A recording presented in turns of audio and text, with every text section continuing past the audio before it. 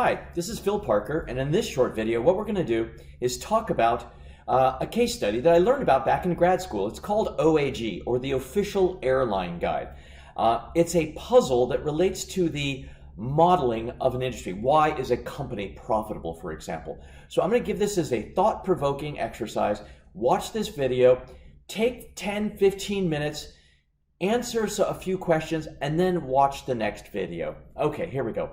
Let's talk about the three sigmas. Sigma number one, geography. OAG is located in the United States with some products outside the United States, Europe, Asia, Latin America, etc. What about the second sigma? Who are they targeting? The segment is very frequent travelers. If you've seen Up in the Air, the George Clooney movie, think of people who have as a job to travel non-stop from one place to the next. They never stop traveling. That's what their profession is. Typically, technical sales support people, certain forms of consulting, etc. All right, what's the product? The product is an airline guide, It's in paper format and it's carried by the traveler as they travel across the United States, across airlines. All right, so what's the price of this product? It's about $200. $200 per year. It's a subscription. It's delivered every month in the mail. What's the marginal cost of this product? About $35, let's assume. And let's assume that they're selling 100,000 units. So their total revenue is about $20 million.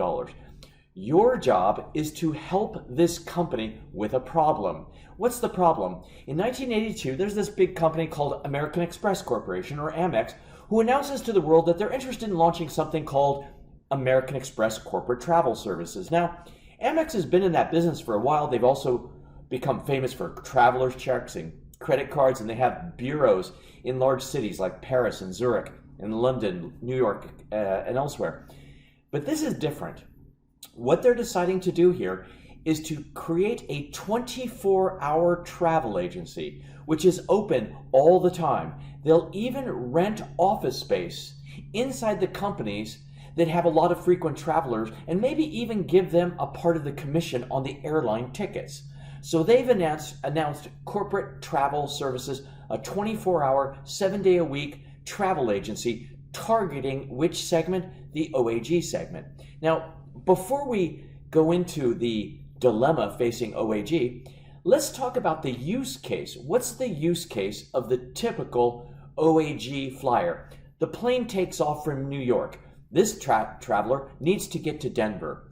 What do? They change planes in St. Louis. But on the flight between New York and St. Louis, in the middle of the air, the pilot comes on and says, "I'm sorry, but there's a tornado that just took out all of St. Louis. We're going to land in Chicago instead." And then the plane goes to Chicago. This manager, who has the OAG guide, will literally pull the OAG guide out of a particular Samsonite briefcase that has a slot particularly designed just to fit the OAG guide.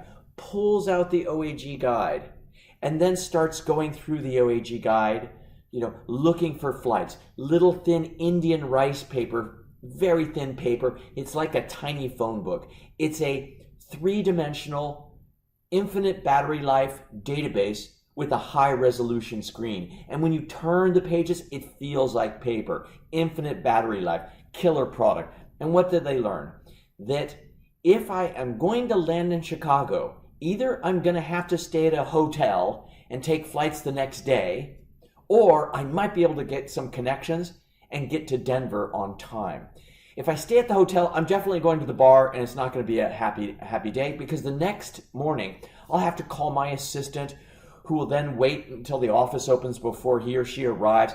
They're going to have to rebook all my tickets, go to the travel agency back home, rebook all the flights. The travel agent's upset. There'll be a lot of chaos. I'd rather get to Denver. So they open the OAG guide and they read, if I leave Chicago, I can take a flight down to Dallas, get a connection to Phoenix that then connects to Denver.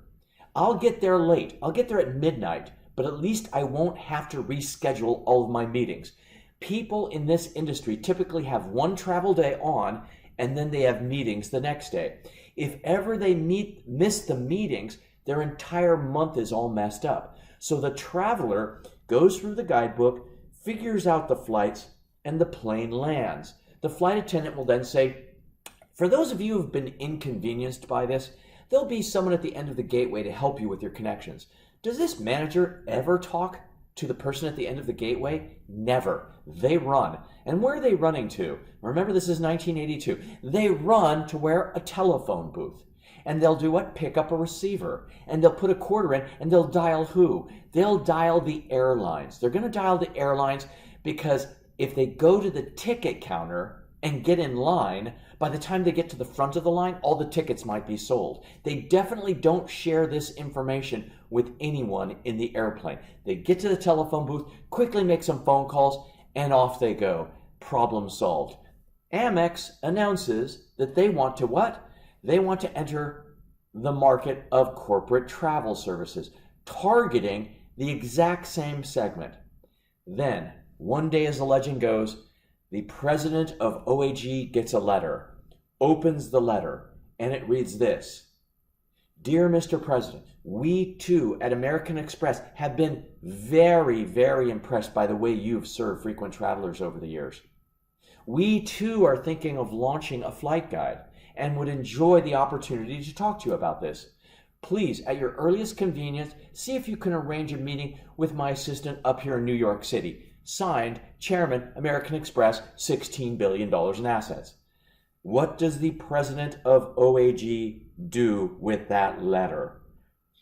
We want to enter your business, and we have a lot of money, and we're going to target your segment. Let's chat. Now, they could have two reactions. It really depends on the objective.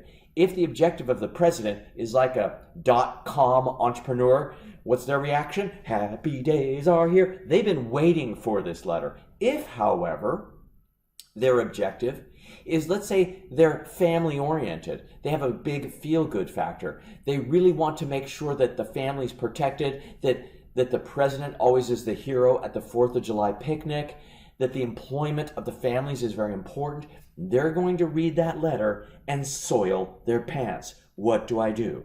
So the president of OAG hired two consultants, Bain & Company, a management consulting firm, and then Paul Green, a professor at the Wharton School of Business. And the two were given the opportunity to come up with a solution. What should OAG do? The president of OAG wrote back Amex, yes, we too are impressed by the way we've served frequent travelers over the years. Thank you very much. But unfortunately, my calendar's full and I won't be able to meet you for the next 6 weeks. Sincerely, President OAG.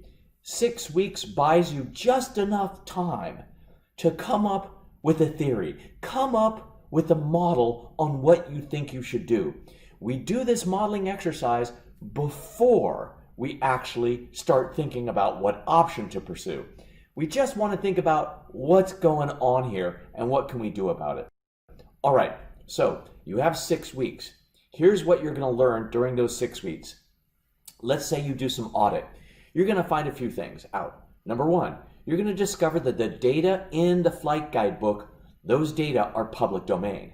Anyone can publish them. Why? Because they're factual in nature.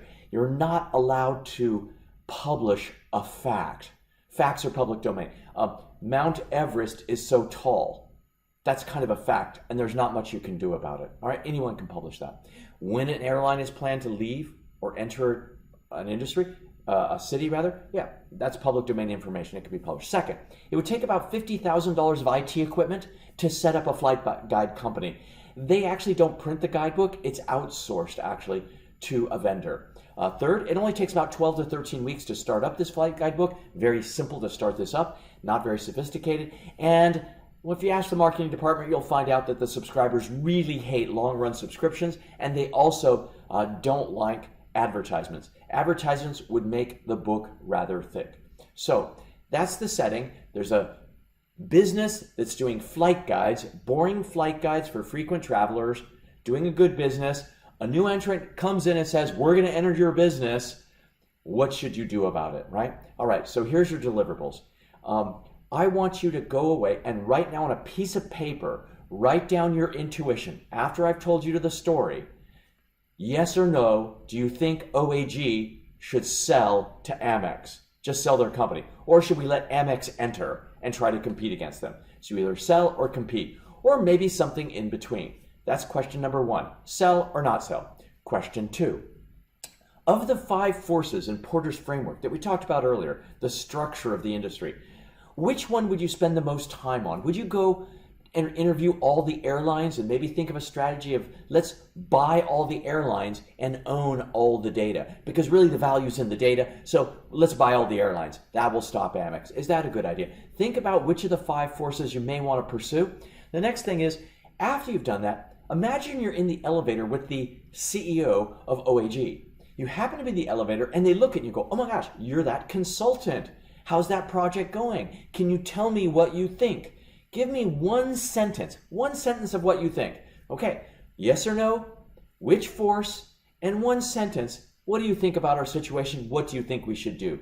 Now, for those of you that are financially inclined, the last thing I want to ask you to do is give me a valuation for OAG. How much is this company worth? Now, for those of you who don't have backgrounds in finance, there's basically 2 methodologies to evaluate a company.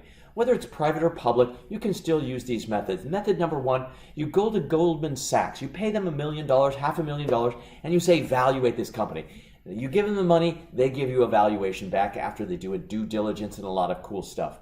Method number 2, much less expensive, what I call the McKinsey interview method. You're in a McKinsey interview and they say, how much is this company worth? And you've got 1 minute. The trick is called the perpetuity model evaluation. You take the net income of a company and then you divide it by the interest rate. Like divide it by 10% or 10.23%. If that's too complicated, take the net income and multiply it by 10.23 rather than divide it by 0.1023. Same thing mathematically, of course. You can use that method as well. So take just 10 minutes or so, 15 minutes or so, think about this, and then when we get back to the next video, I'll tell you what happened to OAG, and then I'll give you the single best framework in the history of business. This I like to call the MBA on 1 page, but you have to pay the price. You have to first think about, what do you think OAG should do? Sell or not sell? Which force should they research? What kind of speech could you give the CEO in 1 or 2 sentences? And how much is this company roughly worth? Work on those deliverables. When you're ready, watch the next video. See you in a minute. Bye-bye.